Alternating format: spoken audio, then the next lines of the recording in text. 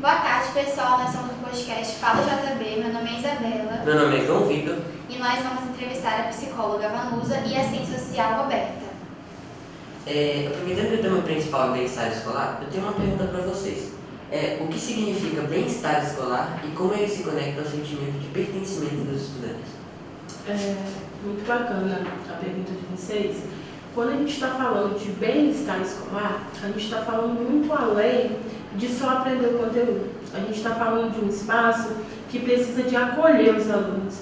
Os alunos precisam também se sentir respeitados, porque a partir desse momento eles conseguem ter um desenvolvimento pessoal, né? E quando a gente fala essa questão do pertencimento, quando a gente está no espaço que as pessoas respeitam como nós somos, isso nos dá mais tranquilidade, né? Então, a partir do momento que eles se sentem mais tranquilos, tenham também uma boa relação interpessoal entre os professores e os colegas de classe, isso faz com que a escola seja um lugar onde eles queiram ficar. E aproveitando essa resposta, eu queria saber fatores que influenciam a permanência dos estudantes no ambiente escolar ou até excluir, né? Eles se sentirem excluídos do ambiente escolar. Então, muito bom também. Além desse respeito e esse acolhimento, os alunos eles precisam também se sentir valorizados, né? Eu estou num espaço onde as pessoas reconhecem o meu valor. Isso é muito importante. É muito importante também respeitar, né, a cultura do aluno, a religião, o modo dele ser. Então, a partir do momento que não se tem esse respeito, os alunos começam a entrar no sofrimento, né? A gente pode pontuar aí como bullying, a falta de diálogo e também se é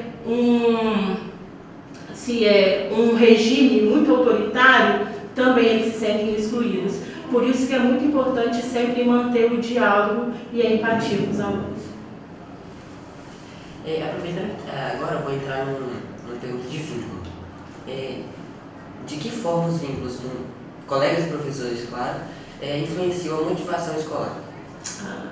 Exatamente. Se eles estão no espaço que eles podem falar sobre os sonhos dele e os projetos de vida, eles se sentem seguros e eles se sentem que aqui é um espaço onde eles podem se desenvolver, eles podem perguntar, falar, né? Então a partir daí eles conseguem pensar também no amanhã. A gente está até fazendo um trabalho nos terceiros anos sobre o planejamento do ano, justamente para isso, para eles conseguirem pontuar, né? O que eu quero da minha vida? Qual é o projeto que eu quero fazer?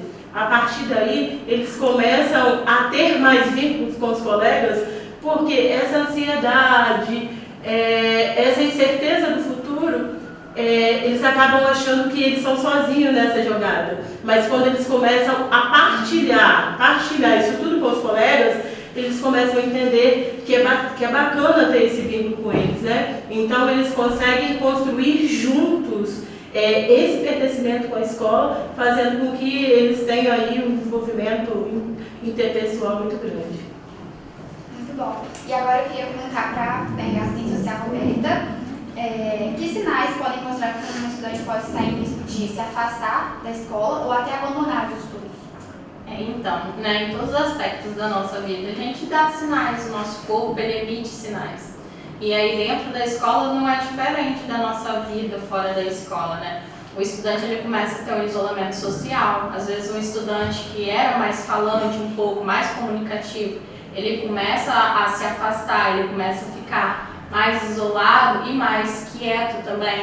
Então a gente vê ele também transparecendo uma tristeza maior, um estudante que era mais risonho, mais feliz, ele começa a transparecer essa tristeza.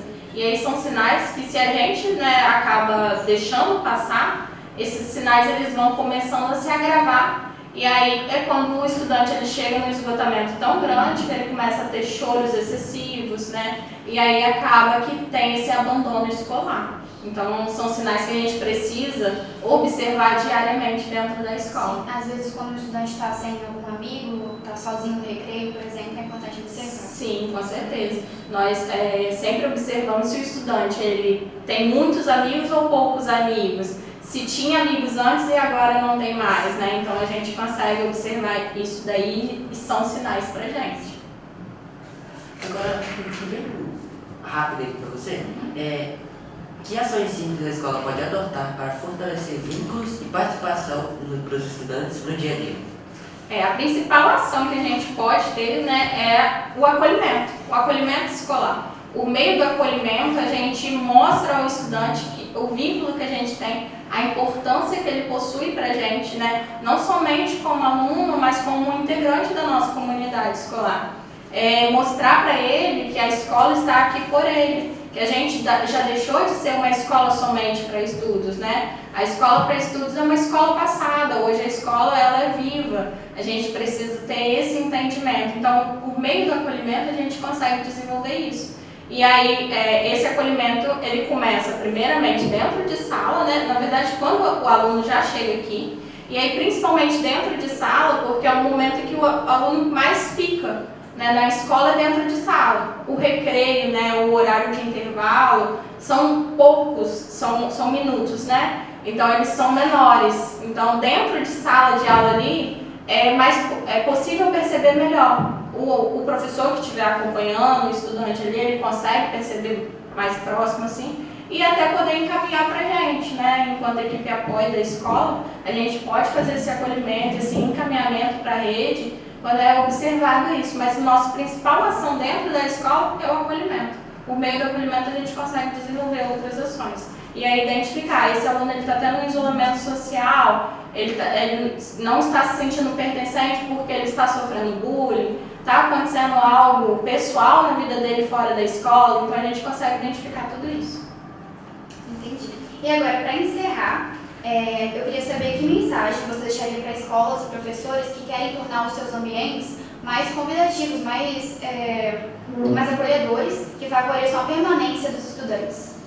Primeiramente, né, os profissionais também se cuidarem, né? A gente fala que se a pessoa não estiver bem, ela também não cuida de outra pessoa, né? Então, primeiramente, que a comunidade escolar se cuide, né, mantenha a saúde mental em dia, né, os professores, os demais integrantes da escola, para que consiga cuidar também dos nossos estudantes, né?